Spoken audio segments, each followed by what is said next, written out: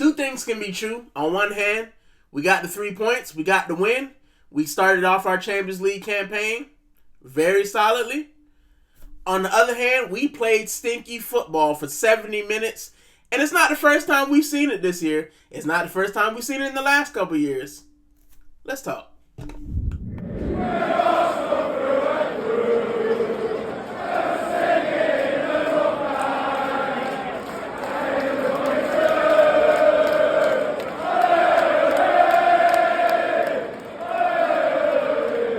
Hola, Theaters. Welcome back to the channel. Welcome back to another edition of the Rican Reaction.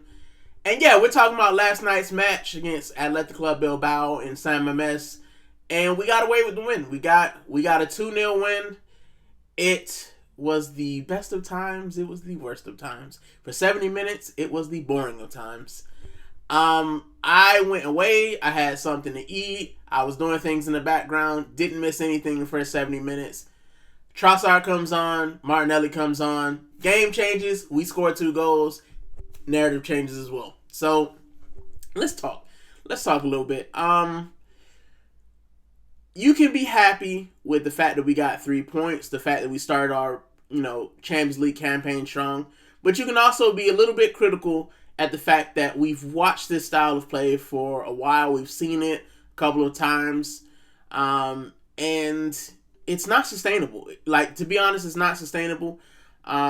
It works when we front run. It works when we get the first goal, but if we don't, I'm not sure that we can actually claw it back with what we've seen and how we've played. So, I have fans that will say, the first match against Manchester United, it was the first match.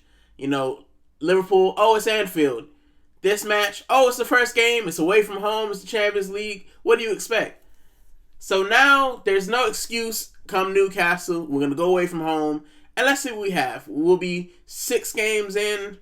And we'll see what kind of, we'll probably be 7 games in because we have Port Vale. But we'll see what kind of team we have. And, yeah, I've seen this before. We saw it last year. We saw it against PSG where we just kind of shut down shop and hope for victory. And we got it this time. But if it doesn't work, we look foolish. And I think that's what some of the fans are kind of saying. It's, yes, we got the 3 points, but what happens if we don't get the 3 points? I think when the team sheet came out and we saw the midfield, a lot of fans knew what we were going to get. Marino, Rice, and Zubimendi, in my opinion, that can't run. You can't have that. It's got to be 2 of the 3 or 1 of the 3. It can't be all 3 of them. Against Nottingham Forest, we saw Marino, we saw Zubimendi, and then you put, Odegaard / Nwaneri in there, and I feel like we got something. We our midfield had something. We created a little bit, but if you put all 3 of those in there, I just don't think there's enough balance to, attack moving forward. My thing with our team is Arteta has spent this time building defense, and I'm gonna give 100% credit to Arteta when it comes to the defense. The defense was built by Mikel Arteta. We went from guys like Mustafi and Koscielny and Sead Kolasinac to what we have now. So you have to give props to Mikel Arteta. You have to give, a big thank you to Mikel Arteta because we have Saliba, we got Gabriel, we have Timber, we have Calafiore, we got MLS, even though he's, in midfield.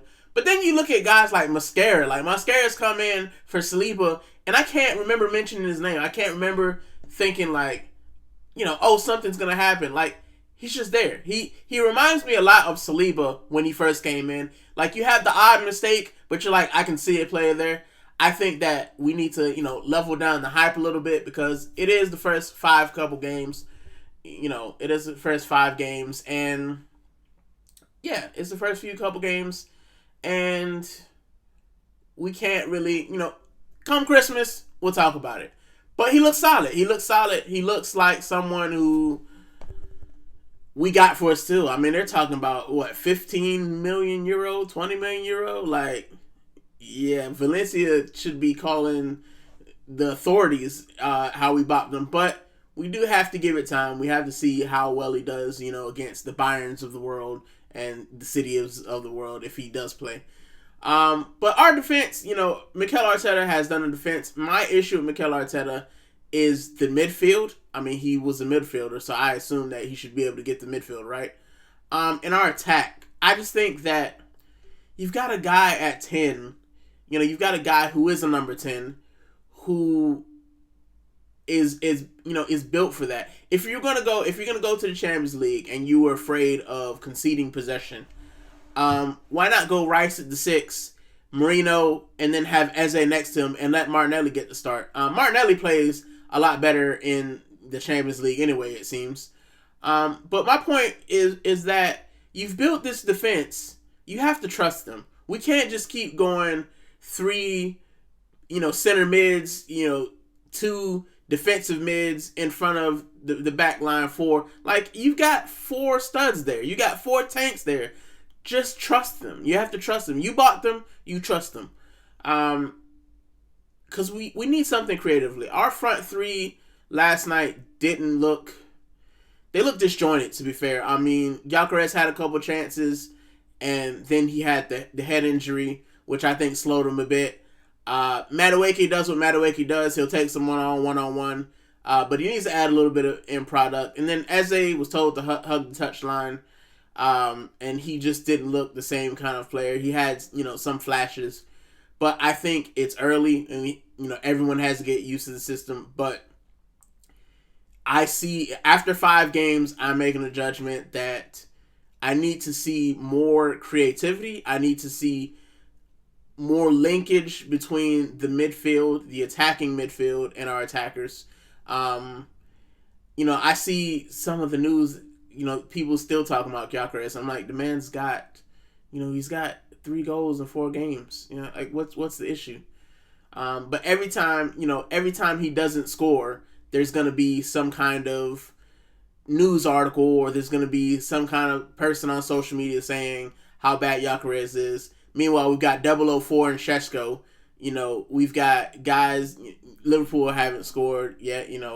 Ekitike was solid. He hasn't scored every game. You've got Haaland doing Haaland things. And just, when Haaland doesn't score, no one says anything. Like, oh, he's a robot. He'll get back to it. But Gyökeres scores 3 and 4, and people talking about, how terrible he is. I just feel like Arsenal an easy target because, one, our fans hype up everyone like they did Mascara, talking about, we need apologies for Madueke, and we make ourselves easy targets to kind of get, bullied and questioned. But I don't think Arsenal fans should be questioning the team we have now. It's early.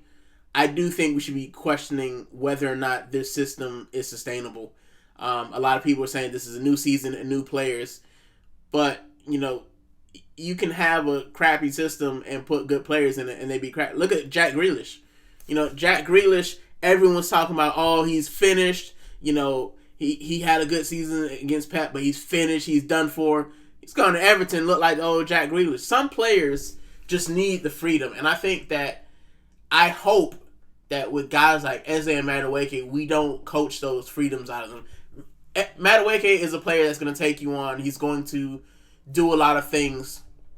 And, he's going to take people on. He's going to try to spin you. Eze is a guy who's going to try to go past players. If you coach that out of their game, they turn into robots. They turn into not being as good. And I think that's kind of what we saw with Martinelli. Although Martinelli's issue is also his own because he hasn't really grown. But that's enough waffle. I've waffled about how I felt about the match. Let's talk about some of the match stats. As far as match stats, we both had 10 shots. We had 6 on target. They had 3 on target. As far as possession, we had 60% possession. They had 40% possession. Of course, Trossard came on and Martinelli came on, scored goals and assisted each other. And I want to clap up Mikel because he made substitutions, and the substitutions changed the game. And one of the criticisms I had about Mikel is making either late substitutions or making substitutions that don't impact the game. If you've got a guy, if we're going for a goal, you bring on a like for like instead of bringing on attackers. And he took Eze off, he took Gyökeres off, and he brought on Martinelli and Trossard, and they were the game changer. So you have to give them credit for that as well. As far as how our team played, Raya really didn't have much to do. He usually doesn't. But when he is called on, and this is the thing with Raya as well, when he is called on, he answers. He's commanding in the box. He makes stops. And I don't understand how Raya is second to Unai Simone when that goal that Martinelli had went right under, like that should have been stopped. If David Raya lets that in, we're sliding him, but Unai Simone, I guess, gets away with that. I think Raya has a case for being Spain's number one. But our back line is our back line. I have to give them all, like, if you were going to rate them, I have to give them all solid 8 out of 10s because we haven't conceded. We've only conceded 1 goal in 5 matches. We haven't conceded an open play goal yet. And that 1 goal was Liverpool, which worldy. So our defense, solid. Our midfield, as I said, I don't think Zubimendi did so. I know in the first half he barely touched the ball. Rice looked disjointed as well. I don't know if it's because he was out and then he came back.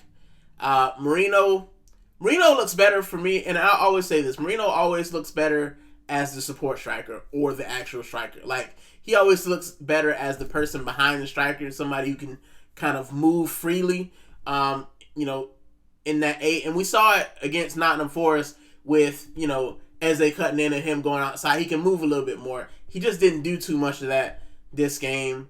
Eze, our front 3, I would give them all 5 out of 10. I don't really think they did much. And then Martinelli was obviously the man of the match for a lot of people, and Trossard, close second.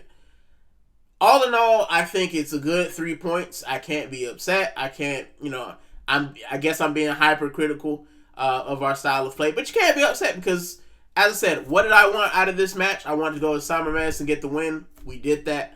I wanted a clean sheet. We did that. We scored a couple goals. It was the substitutes. We scored a couple goals. And you can't be upset. What I'm looking forward to now is to see what we have against City. And this quick on City, I will do a match preview. But I want to talk about some of the choices that Mikel, the headaches that Mikel is going to have. Firstly, if Saliba comes back, do you drop Mosquera, who's been very solid for Saliba? In my opinion, I think you should. Saliba's the better player. He's the best player we have. I think, Mosquera knows what his kind of role is, but, he's done a good job, and he will be called on to do, different job, but you got to go with your best player, and Saliba's our best player. And he rolled his ankle. It's not like he tore a ligament or something that was coming back. He rolled his ankle. He's probably been training, so I would play him. Where does Eze play? People are talking about, well, do you fit Martinelli in? Do you put Eze at the 10 and do you fit Martinelli at the left wing? I think you could. I think you could if City are going to come and attack, but I don't know that Pep particularly. The issue with City is their back line is very, very fragile. I think their back line can be gotten at. It's patchwork, and I think if you're going to put someone there, you probably could put Martinelli there. I would run at them personally. I'll put Martinelli, Gyökeres, Madueke, and then I would put Eze. I would probably have Marino and Zubimendi, and I would just run at that back line. I think that back line can be got at, and I don't think their midfield is as solid as it used to be. The issue is you still got Erling Haaland, and that's why I would play Saliba, because I think Saliba and Gabriel can deal with Haaland.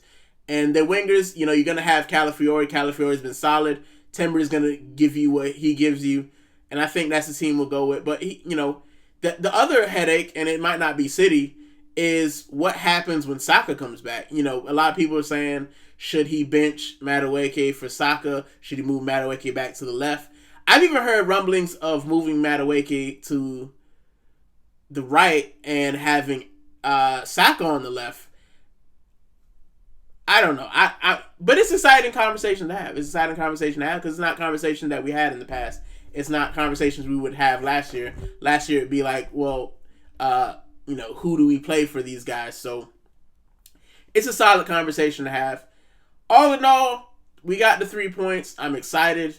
Our Champions League campaign is on. We have our next, non-league game is Port Vale, which I expect us to breeze. And then we're playing Olympiacos. I think Olympiacos at home will be tough because Olympiacos tend to win at home. They won in the Europa League, so tend to win when we're home. But we tend to win when we're away from home. So who knows? Who knows what we'll have against Olympia? I don't know. I don't know what we'll have. Port Vale, I expect to win. But let's prepare for City. And thanks for listening to me waffle. I will see you guys on the next show. Take it easy.